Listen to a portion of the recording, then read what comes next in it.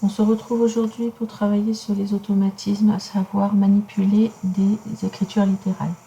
Deux compétences sont à maîtriser au niveau des écritures littérales, à savoir isoler une variable dans une égalité ou une inégalité qui comporte plusieurs variables, et savoir effectuer une application numérique d'une formule, notamment dans les formules utilisées dans les autres disciplines.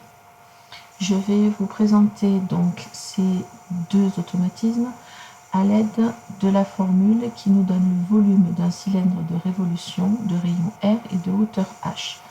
La formule du volume vous est donnée par pi fois R carré fois H.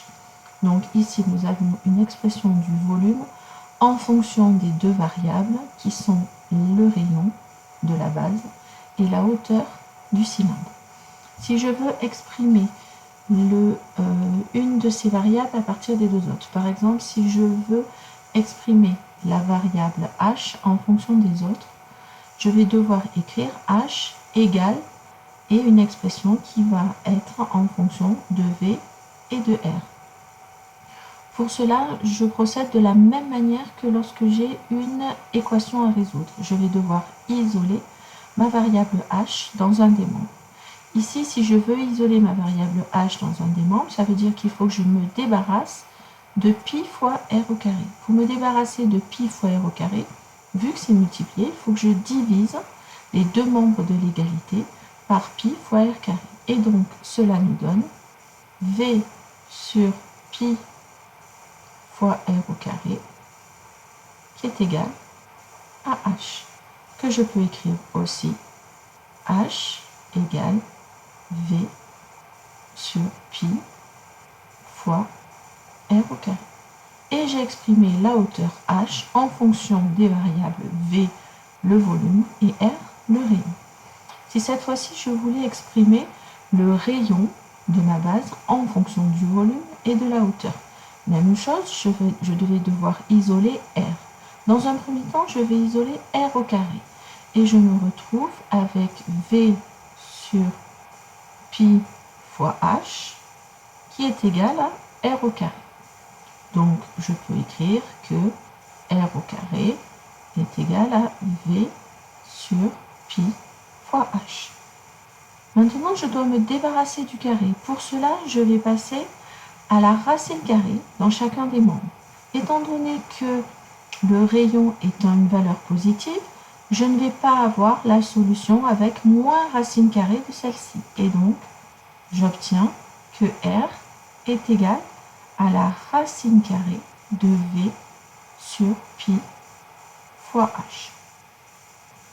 Ça, c'est pour transformer mes égalités. Si je veux maintenant faire des calculs avec celle-ci, si je veux exprimer le volume, lorsque R est égal à 10 cm et H est égal à 3 mm. Déjà, dans un premier temps, je vais devoir convertir mes deux unités dans la même unité, puisqu'ici j'ai des centimètres et j'ai des millimètres. Donc ici, je peux convertir en millimètres, ça va me faire 100 mm. Ou si je veux le convertir en centimètres, ça me ferait 0,3 cm. Et donc je vais me servir des deux unités que j'ai ici, soit en centimètres, soit en millimètres. Ce qui va me donner pour le volume en centimètres, pi fois 10 au carré fois 0,3. Ce qui me fait 10 au carré, ça fait 100. 100 fois 0,3, ça fait 30.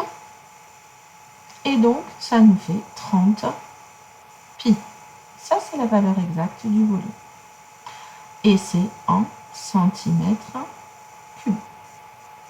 Si je voulais exprimer ce volume en millimètres cubes, j'aurais eu la même chose. J'aurais eu pi fois 1000 au carré fois 3. Et donc, cela m'aurait donné 3 fois 10 puissance 4 pi.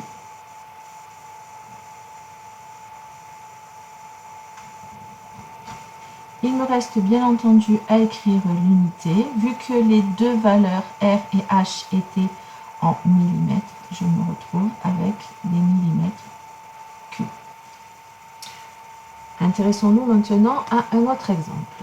Je vais m'intéresser à ce que l'on appelle delta E, l'énergie qui est dissipée lorsque j'utilise un dipôle de résistance R durant une certaine durée delta T, quand celui-ci est traversé par un courant d'intensité I.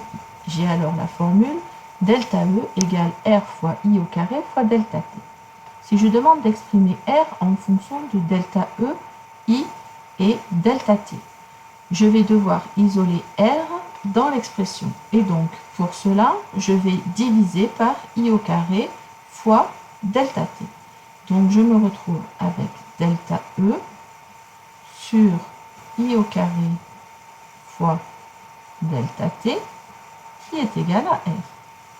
Je peux du coup écrire R égale delta E sur I au carré fois delta T. Et j'ai bien exprimé la résistance R en fonction de delta E, l'énergie, I, l'intensité, et delta T, la durée durant ce qui a été fait. Si je veux exprimer cette fois-ci delta T en fonction de delta E, I et R, c'est la même chose. Je vais devoir isoler delta T et donc me débarrasser de R fois I au carré. Je me retrouve du coup en divisant par R fois I au carré avec delta E sur R fois I au carré qui est égal à delta T. Donc delta T est égal à delta E sur R fois I au carré. Si je demande d'exprimer I en fonction de delta E, delta T et R, je vais d'abord, dans un premier temps, isoler I au carré. J'obtiens donc delta E divisé par R fois delta T qui est égal à I au carré. Et donc que I au carré est égal à delta E sur R fois delta T. Je dois passer maintenant à la racine carrée et vu que I est une intensité, c'est positif, je n'ai qu'une seule solution, à savoir I est égal à la racine carrée de delta E sur R fois delta T.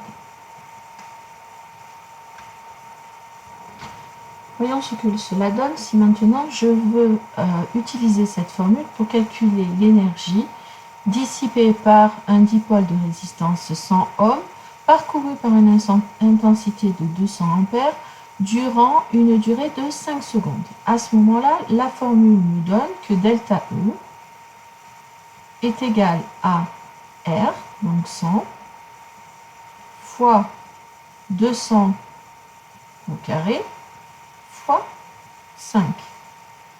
Ce qui nous donne donc,